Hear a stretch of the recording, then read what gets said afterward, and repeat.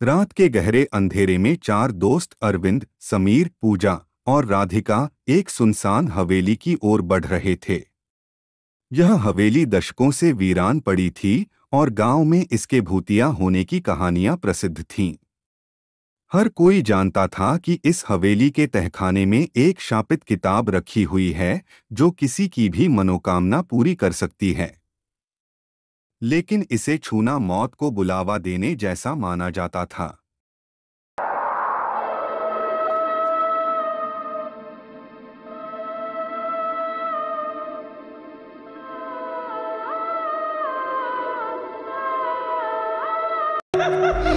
बाबा, बाबा, बाबा,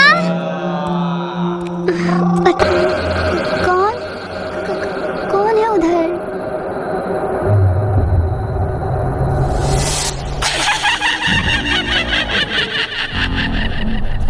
पुराना एक नीम का पेड़ था। गांव वाले शाम के बाद उस नीम के पेड़ के पास नहीं जाते थे। शाम के बाद उस नीम के पेड़ से अजीब अजीब सी डरावनी आवाजें आने लगती थी और जो भी कोई भूल से भी शाम के बाद उस नीम के पेड़ के पास जाता था, दूसरे दिन उस व्यक्ति की लाश नीम के पेड़ के नीचे मिलती थी। इसीलिए गांव वालों ने बहुत वक्त से शाम के बाद उस नीम के पेड़ के पास जाना बंद कर दिया था। उस गांव में दो व्यक्ति आते हैं, रामू और राका। अबे यार रामू, अभी तो दोपहर के 4 ही बजे हैं और तेरे गांव में तो ना कोई तांगा है और ना कोई रिक्शा। क्या हमें पैदल ही चलना पड़ेगा? अच्छा भला मैं अपनी कार लेकर आ रहा था, लेकिन तूने मेरी एक बात नहीं मानी। तुझे इस खटारा बस में सफर करने की आदत है ना? ओहो, इतनी गर्मी है यहाँ। तेरे घर पर एसी तो है ना?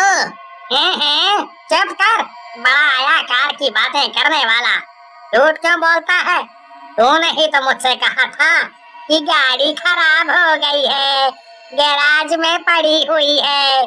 तुम शहर के लोग गांव में आकर पता नहीं क्यों इतनी लंबी लंबी फेंकते हो। बोल तो ऐसे रहा है जैसे कि 24 घंटे एसी में ही पड़ा रहता है। अबे ओए रामू, तू चल रहा है कि भाग रहा है? क्या हमारे पीछे पुलिस पड़ी है? तो सिर्फ इतना जान ले कि हमारे पीछे पुलिस ही लगी हुई है।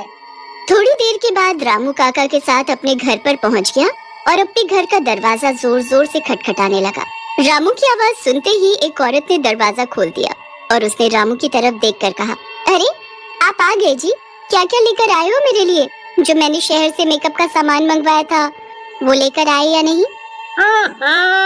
चुप कर बेवकूफ औरत, आते देर नहीं हुई, गिनाने लगी अपने सामानों की सूची। अरे अभी अभी तो आए हैं, देख तो ले कि हमारे साथ कौन आया है। रामू की बात सुनकर चंपा सामने देखने लगी। राका वहाँ खड़ा हुआ उसे देखकर छिछोरी भरी नजरों से मुस्कुरा रहा था। राका भाई, ये तुम्हारी भाभी है और गांव में भाभी माँ समान होती है। कम से कम इन्हें तो अपनी छिछोरी भरी नजरों से देखना छोड़ दो। तुम शहर वालों को हर जगह मुंह मारने की बहुत गंदी आदत पड़ी हुई है। अरे नहीं रामू भाई, हम तो बस भाभी को देख रहे थे कि भाभी कितनी सुंदर है। अरे अब तुम लोग बाहर खड़े मत हो, जल्दी से अंदर आ जाओ, शाम होने वाली है। रामू भाई, तुमने ये नहीं बताया कि तुम दौड़ क्यों लगा रहे थे? राका भाई, जहाँ से हम लोग आ रहे थे वहाँ पर गांव का बहुत पुराना नीम का पेड़ है। वहाँ पर चुड़ैल का साया है। शाम के बाद वहाँ पर कोई नहीं जाता और गलती से अगर कोई जाता है ना तो सुबह उसकी लाश ही मिलती है। ये सब पुराने जमाने की बातें हैं रामू भाई। तुम गांव वाले अभी भी इन सब दकियानूसी बातों पर यकीन करते हो? मैं चुड़ैल उड़ैल को नहीं मानता। उसके बाद तीनों लोग खाना खाकर सो जाते हैं। सुबह उठकर राका अपने दोस्त रामू से कहता है, मैं जरा बाहर हवा खाकर आता हूँ, वैसे भी गर्मी बहुत है।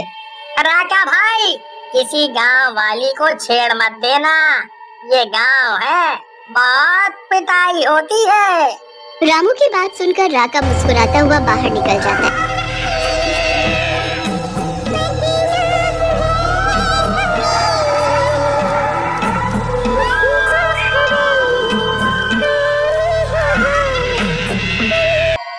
है गांव में तुम नए हो, तुम जानते हो मैं मुखिया की बेटी हूँ। अगर पिताजी को पता लग गया तो वो तुम्हें मार मार कर बत्ती सी तोड़ देंगे। हमारा तुम पर दिल आ गया है रानी, गर्मी बहुत है। तुम्हारे गांव में मेहमान को पानी पिलाने का रिवाज नहीं है क्या? राका की बात सुनकर मोहिनी को पता नहीं क्या सूझा। मोहिनी बोली, अगर इतनी ही ज्यादा गर्मी लगी है राजा, फिर शाम के वक्त नीम के पेड़ के पास आ जाना, मैं तुम्हें वहीं मिलूंगी और तुम्हारी खातिरदारी भी कर दूंगी। राका किसी को बताए बगैर शाम के बाद उस नीम के पेड़ के पास पहुंच जाता है, मगर वहाँ रोहिणी मौजूद नहीं थी। राका मोहिनी को आवाज लगाता है। उस पेड़ पर एक चुड़ैल रहती थी जो सो रही थी। वो राका की आवाज सुनकर उठ जाती है। बरसों बाद इस पेड़ के नीचे कोई मुर्गा आया है। गांव वालों, तुमने मुझे बहुत भूखा रखा है, अब तुम लोगों की खैर नहीं। ये कहकर चुड़ैल नीचे उतरकर राका के सामने आ जाती है। चुड़ैल, मुझे माफ कर दो चुड़ैल। नहीं राजा, ऐसे कैसे छोड़ दूं? देख, तेरी रानी तेरे सामने खड़ी है। मेरे गले लग जा और मुझे प्यार कर। राका भागने ही वाला था कि चुड़ैल उसे मारकर उसके शरीर पर कब्जा कर लेती है।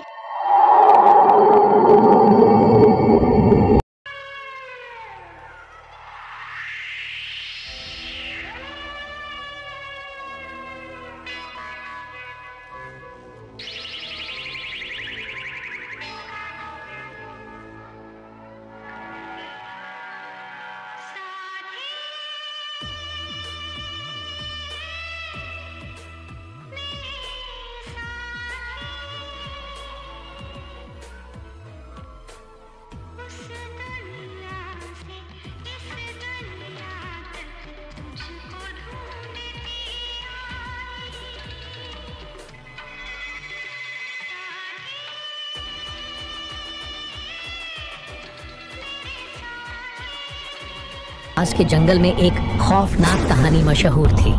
कहते हैं उस जंगल में रात के अंधेरे में एक औरत की चीखें सुनाई देती थीं, जिसे सुनकर लोगों के रोंगटे खड़े हो जाते थे।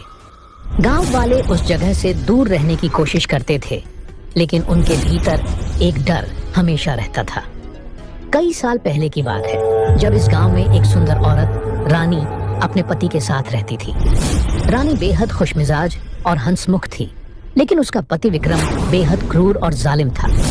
वह अक्सर रानी पर शक करता था और छोटी छोटी बातों पर उसे मारता पीटता था। रानी की जिंदगी विक्रम के साथ एक नरक बन गई थी, लेकिन वह अपने हालात को किसी से नहीं कह पाती थी। एक दिन विक्रम को शक हुआ कि रानी का किसी और से रिश्ता है। उसका गुस्सा 7वें आसमान पर पहुंच गया। उसने बिना सोचे समझे रानी को जंगल के अंदर ले जाकर पेड़ से बांध दिया और उसे बुरी तरह से पीट पीट कर मार डाला। उसकी दर्द भरी चीखें पूरे जंगल में गूंज उठी, लेकिन कोई उसकी मदद के लिए नहीं आया। विक्रम ने रानी की लाश को वहीं जंगल में फेंक दिया और वापस गांव आ गया। उसने लोगों से कहा कि रानी कहीं गायब हो गई है। रानी की मौत के बाद से ही जंगल में अजीब घटनाएं होने लगीं। रात के समय लोगों को जंगल से औरत की चीखें सुनाई देने लगीं। कई लोगों ने दावा किया कि उन्होंने एक सफेद साड़ी पहने औरत को जंगल में भटकते हुए देखा है। उसकी आंखें आग जैसी जल रही होती थीं और उसका चेहरा खून से सना होता था। वह किसी को पास आते ही गायब हो जाती थी। गांव में डर का माहौल बन गया। लोग जंगल से दूर रहने लगे और रात में तो कोई भी उस ओर जाने की हिम्मत नहीं करता था। लेकिन विक्रम को कोई डर नहीं था। वह हमेशा की तरह जंगल के पास से गुजरता। धीरे धीरे आइए पिताजी, गांव का रास्ता बिल्कुल ठीक नहीं है। अरे रास्ता, अभी तो दोपहर है, पता नहीं अभी क्या करूं और कहां जाऊं। अच्छा बेटा अमल, हम लोग कहाँ जा रहे हैं? ये इतनी धूप में मुझसे चला नहीं जा रहा है। मुझे खुद नहीं पता है माँ, आपको क्या बताऊं। हे भगवान, हमें ये क्या सजा दे दी आपने।